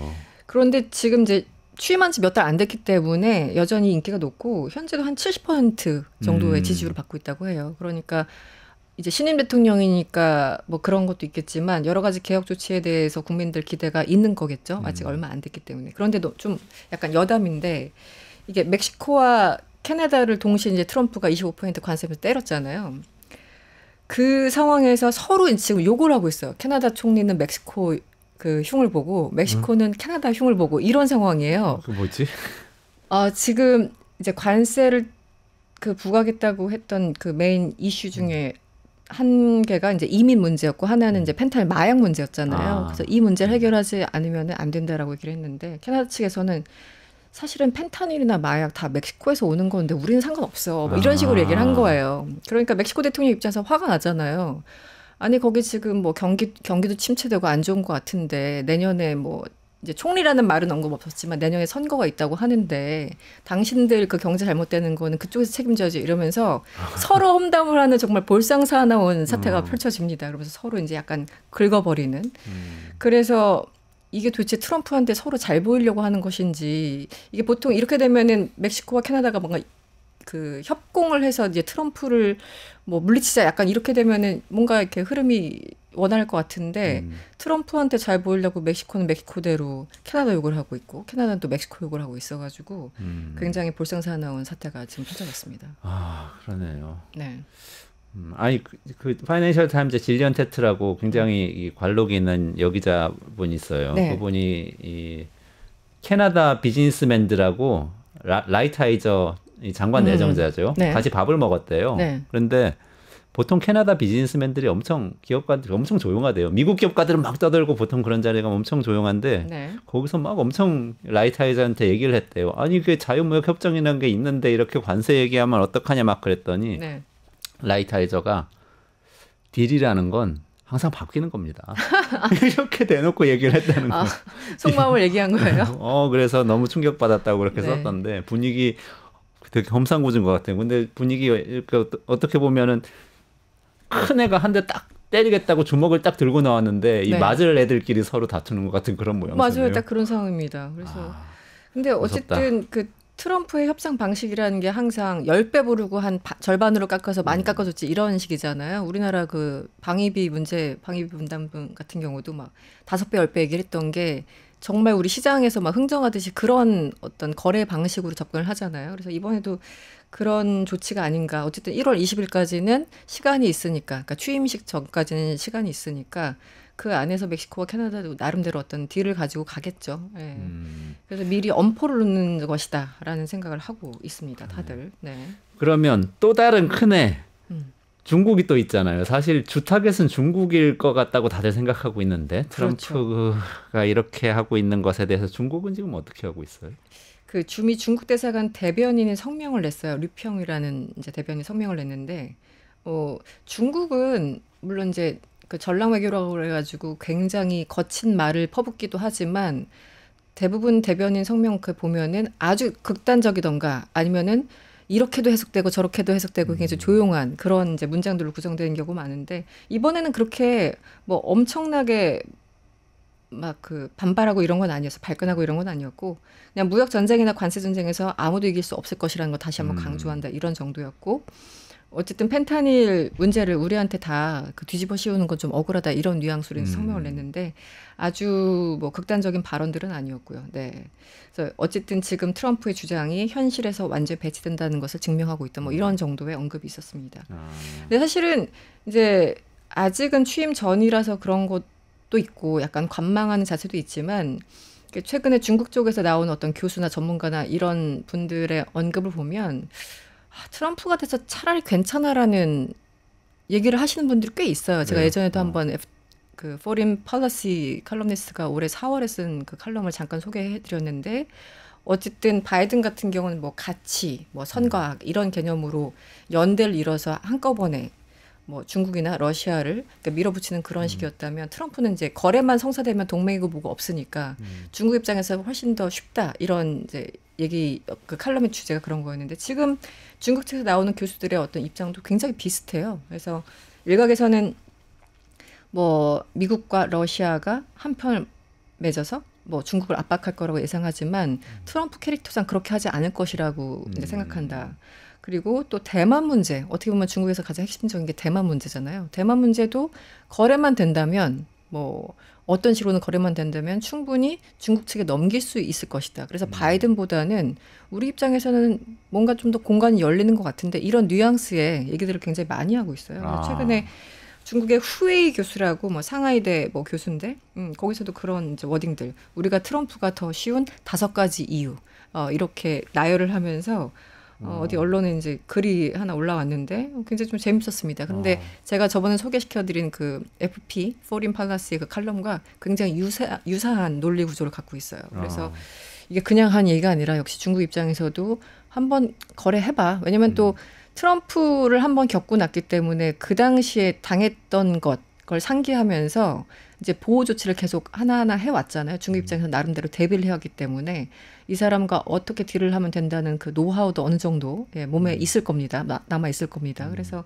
이제 그런 것들 때문에 오히려 중국은 일부러 그런 건지 모르겠는데 하여튼 좀 자신감을 표출하는 것이 아닌가? 뭐 이런 생각도 듭니다. 가치의 리더십보다는 거래의 리더십이 더 상대하기가 중국 편할 수 입장에서는. 있다. 네. 중국에서는. 왜냐면 근데 당장 유럽과도 이제 뭐 헤어질 결심하고 있으니까 어쨌든 워딩 그러니까 중국 입장에서는 유럽하고 미국하고 헤어지면 우리가 좋지 이런 그죠. 겁니다. 네. 그래서 막 지금 그 비자 그 면제도 네네. 점점 확대하고 여러 나라로 네. 기간도 늘려주고 그렇게도 하고 있는데 또 거래가 너무 세게 들어오면 곤란하잖아요. 트럼프가 이미 지금 브릭스도 네. 관세를 엄청나게 때리겠다 이렇게 막 경고를 하고 있는데 그 브라질, 러시아, 중국, 뭐 인도 이런 국가들이잖아요. 남아공까지. 네. 브릭스가 이제 매년 그 연례 회의를 하죠. 그런데 작년에 아마 기억하실 텐데 6개국을 신규 가입시켰어요. 그래서 지금은 총 11개 국가로 이루어진, 그러니까 한마디로 몸집을 엄청나게 불리고 있는 거죠. 그래서 당시 뭐 브릭스 국가들 GDP 하면 뭐 몇 %고 이래서 어마어마한 몸집을 자랑한다 이런 기사들이 엄청나게 쏟아졌습니다. 아마 작년 10월, 11월 요때였던 것 같은데 8월이었나요? 북한도 들어가고 싶다고 뭐 하고 있다고 했고 얘기를 하고 있다고 했는데 어쨌든 작년에 사우디아라비아, 이란, 그 아랍에미리트, 이집트, 아르헨티나, 그리고 에티오피아까지. 아르헨티나는 나중에 철회했을 겁니다. 그래서 어쨌든 새 회원국으로 그 몸집을 불리고 있는데 브라질하고 중국, 러시아 이쪽에서 계속 이제 이 기축통화 달러를 대체할 수 있는 우리 나름대로의 어떤 통화를 좀 만들자라는 얘기를 강력하게 하고 있어요. 왜냐하면 달러 때문에 우리 경제가 왔다 갔다 하고 너무나 이제 소위 말하는 기축통화 혹은 달러의 갑질이 심해지니까 우리도 살아보자 하면서 대체할 수 있는 뭐 디지털 화폐 이런 것들을 굉장히 적극적으로 논의를 하고 있거든요. 그리고 사우디아라비아와 뭐 중국 같은 경우는 석유 대금을 뭐 위안화로 결제할 수 있게 이렇게 약속도 하고 실제 일부 지급도 하고 이런 상황이기 때문에 트럼프 입장에서 상당히 기분이 나빴을 테죠. 그건 누구나 뭐 미국 대통령이라면 바이든도 그렇고. 그래서 이번에 경고를 한 거예요. 트럼프가 또 이분이 좀 바쁘세요. 네. 이 브릭스 국가들이 새로운 자체 통화를 만들거나 달러를 대체할 다른 통화를 지지하지 않겠다고 약속하지 않으면 100% 관세를 때리겠다. 또 이렇게 경고를 하고 나섰어요. 29일에. 그래서 지금 이 관세, 달러 이 두 가지 단어가 매일매일 지금 쏟아져 나오는. 관세와 달러. 네.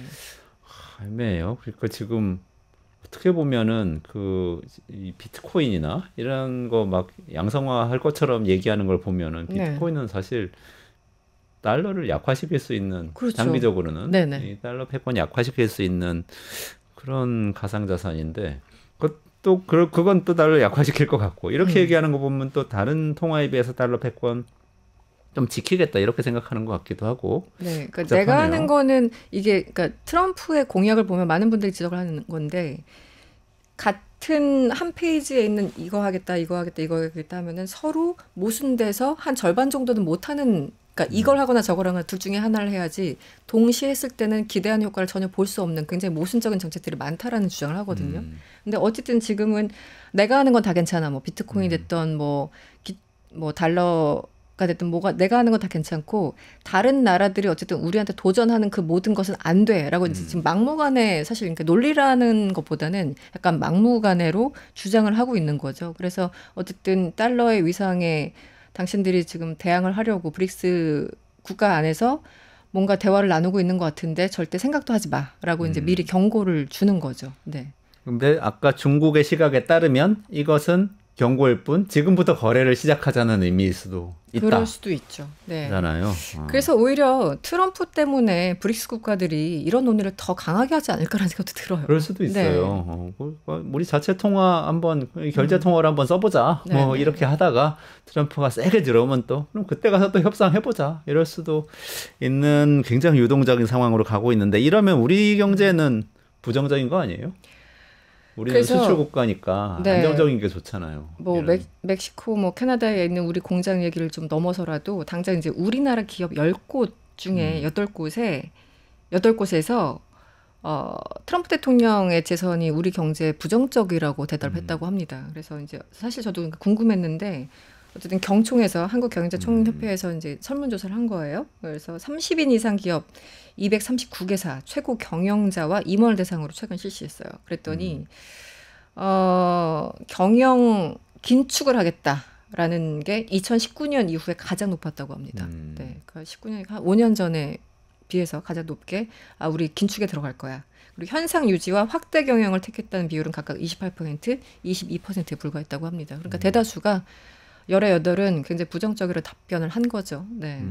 이게 관세 폭탄의 대상이 우리나라도 될 수 있다 이런 생각 때문에 그런 걸까요? 그렇죠. 일단 아까 그 멕시코와 캐나다 25% 관세부가 말씀을 드렸잖아요. 근데 거기 진출해 있는 우리나라 기업들이 있지 않습니까? 멕시코, 캐나다에 있는 우리 기업들은 바로 지금 직격탄 맞겠네요. 그렇죠. 네. 거기서 공장을 짓고 거기서 이제 미국 가더라도 어쨌든 직접 수출하지 않더라도 간접적으로 관세에 영향이 있기 때문에 직간접적인 영향을 다 받는 거예요. 그리고 사실 뭐 바이든 때도 사실 이런 건 마찬가지였죠. 뭐 IRA라는 게 우리나라에 와서 공장 짓고 하면은 그때 뭐 보조금 주겠다 이런 거였으니까.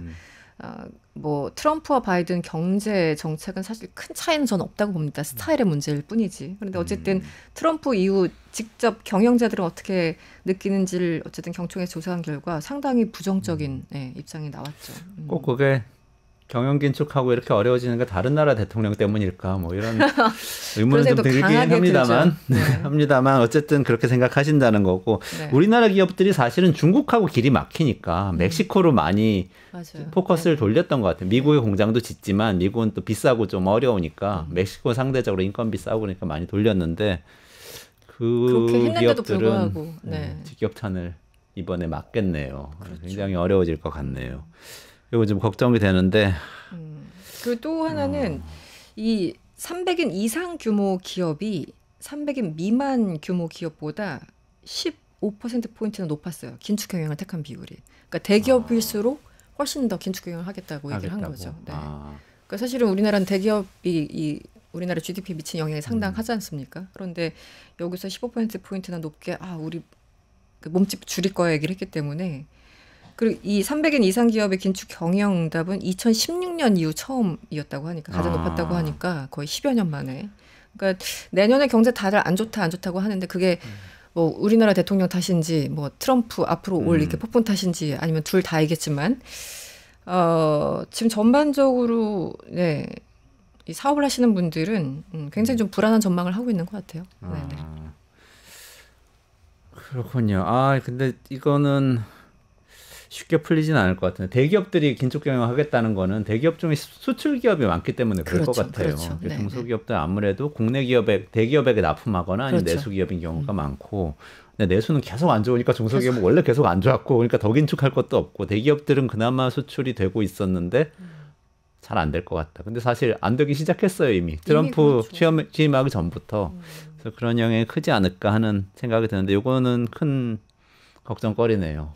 그러니까 GDP가 뭐 올해 이제 2.1% 한국은행에서 발표한 것도 그렇고 IMF도 그렇고 다 이렇게 하향 전망하고 있잖아요. 그리고 내년에는 1.9%니까 1%대예요. 그러니까 한국 경제 자체가 뭐 트럼프 이미 이전부터 정말 안 좋아지고 있다라는 건 수치로서도 지금 증명이 되고 있는 것이죠. 네.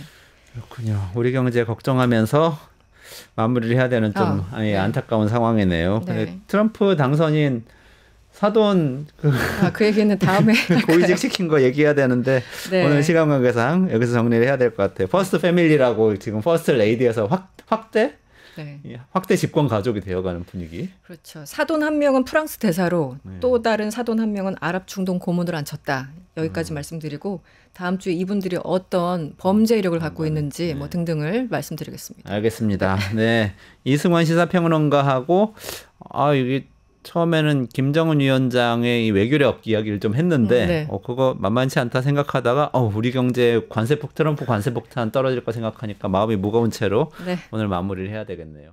유튜브 구독하고 실시간 채팅과 댓글을 남기시면 매일매일 7천 TTCO를 드립니다. 참여 방법은 통통물 어플을 다운로드하고 회원가입과 로그인을 해주세요. 마이페이지에서 나의 회원 고유 번호를 복사해주세요. 유튜브 구독 후 실시간 채팅이나 댓글창에 고유 번호를 한 번만 입력하면 준비 끝!